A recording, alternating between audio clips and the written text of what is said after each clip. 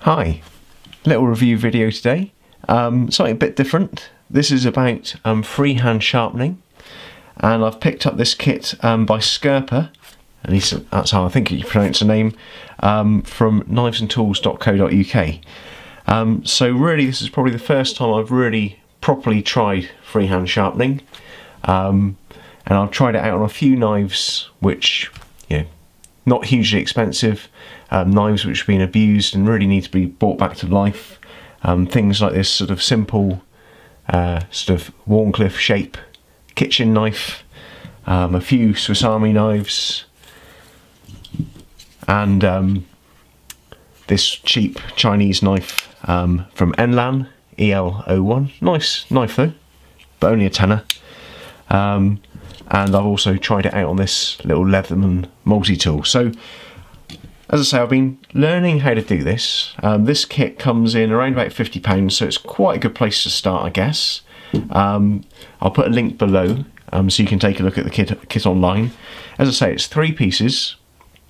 The first piece we'll very quickly look at, but this isn't really the focus of the video, is a ceramic sharpening rod. I'll just pop that one out.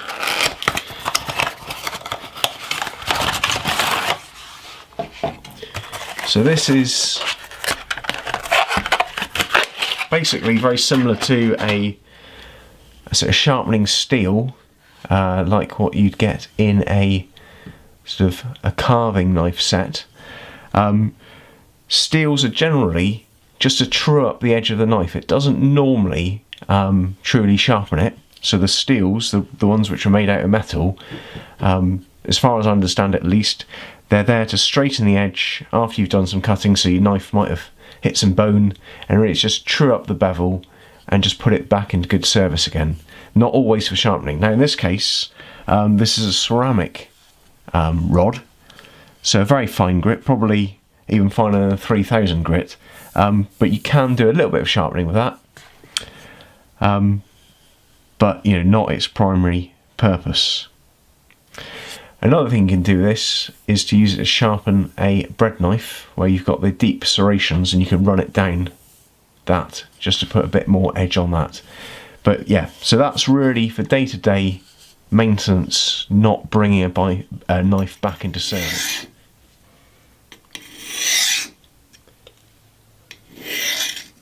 The rest of the kit comprises of 2 sharpening stones, both double-sided. One, what I'd say was coarse, so 180 and 600. Just to put that into sort of perspective, the lower the grit, the greater the coarseness.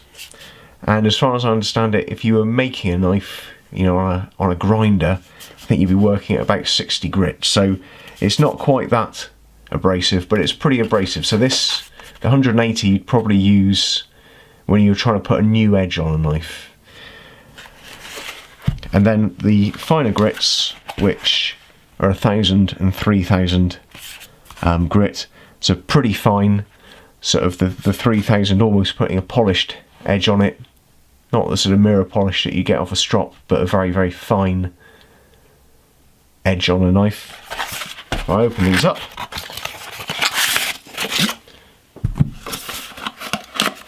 the box is to one side.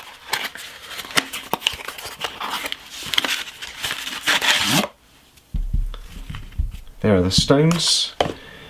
So I've used these now, so they're not in mint condition. But as you see clearly 2 different materials bonded together. On the side it's printed there, so the 180 and 600, and the 1000 and 3000 there.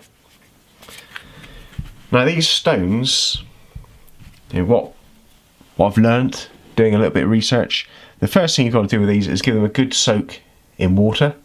So the first time you use them, give them 5 minutes soaking in water, let them completely saturate.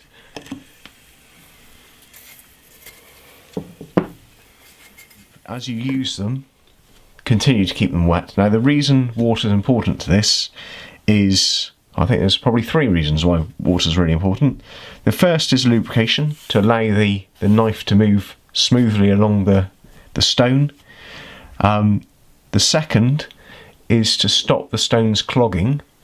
So as you work your knife up and down the stone, you're going to leave little particles of steel, and having a wet stone, keeping it wet, sort of splashing a bit more water on it, helps the steel particles to raise out of the stone, so it doesn't block the sort of the texture, so it keeps it cutting. And the third reason is that the way the stones are designed, you've got the grit, the cutting particles, which are very, very hard enough to cut steel, but they're embedded in a slightly softer material which wears away as you use it, allowing those bits of grit to be released. They've lost their edge at that point, and it exposes more grit after that. So keeping these wet, very, very important. Of course, keeping them in good condition, you've also got to let them dry. So as soon as you finish using them, what I've done is give them a rinse off, making sure that you've given it every opportunity to shed the debris from its texture, and then you just put it to one side, let them dry overnight, then pop them back in their box.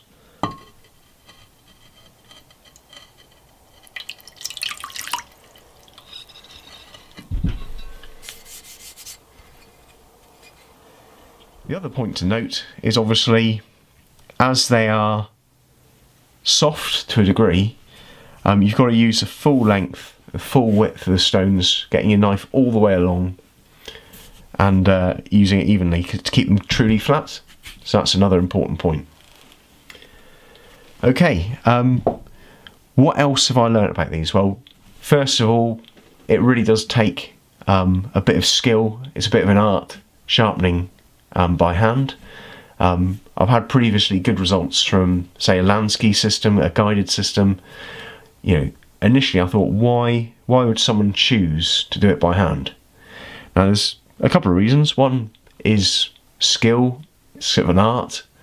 And the other reason, which is probably more compelling for most people, is that very small blades, even something on a full-size Swiss Army knife, but certainly something like this on the Leatherman, doesn't fit into many guided sharpening systems. Certainly on the Lansky, you can't clamp that in a way that allows the stones to hit the bevel at the right angle. So using hand sharpening, and to be honest, it really isn't that hard once you get going and give it a bit of practice, allows you to sharpen smaller knives like your Victorinox Waiter and those guys. It's definitely a useful thing to be able to do, and it's not actually that hard. I think you've just got to spend a bit of time with some knives which you don't mind, you know, maybe putting in a sort of a very much used condition. Other things that I've picked up through this journey, really, really important to understand the angle that you're working to. So you've got to really understand the bevel you're working to and keep consistent. Now, marking along it, classic trick, using a Sharpie or any other permanent marker, just to draw along the bevel, and then you pick up how you're hitting it on the stones, so you can make sure you're taking off the Sharpie marker consistently on the stone.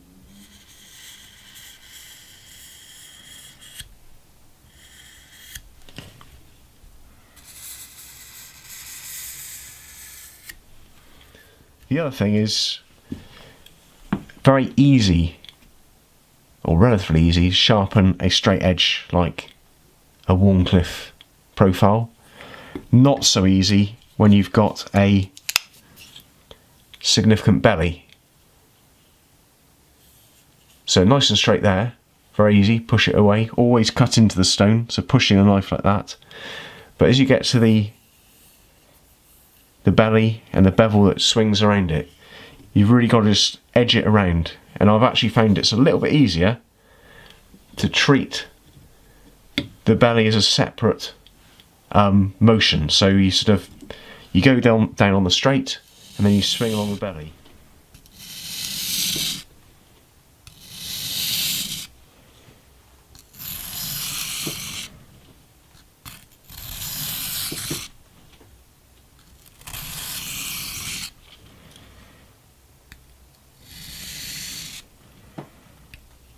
The other trick to getting it right is rolling the knife onto its bevel, so you just get that little positive bit of feedback as you hit the bevel, and then you know you can cut. A couple other things I've picked up. Light pressure, definitely the way to go, and it prevents you from damaging the stones. So if you're applying lots of heavy pressure, certainly when you're winding around on the tip and on the belly, you can jam that into the stone and leave a little gouge. So light pressure does a trick. Let the stone do the job. Keep it wet all the way through, and what I've noticed is that the finer grits, the 3000, 1000, are a lot less permeable to water, so they keep the water on the surface doing its job, than say the 618 180 grits. Certainly the 180 grit, it seems much more porous, so you need to keep it much more wet because it doesn't sit on the surface so much. When I started out, I'd seen some people sort of actually scribe an angle along the side, so you could help visualise what angle you were trying to put the bevel at. Once I got going, for me, I decided that just wouldn't work. The more you think about the angle, the more complicated I found it to actually get it right. So really just feel that bevel, keep an eye on where you're hitting it with a Sharpie, very gentle, and also what I found good was actually starting off on the very fine stones, so actually not trying to be too abrasive to the knife, and just practicing on these where you can't do as much harm. Okay, well, I can't say I'm an expert, but I have had a little bit of practice now, and it's certainly something that I'll be spending a bit more time doing. Really useful experience. Really enjoyed using these, and I'll continue to use them, certainly for the smaller blades which just aren't compatible with a guided system. And yeah, really useful experience, definitely part of the sort of the knife hobby, getting the sharpening right, really important, and I hope that's useful. Okay, thank you very much, bye bye.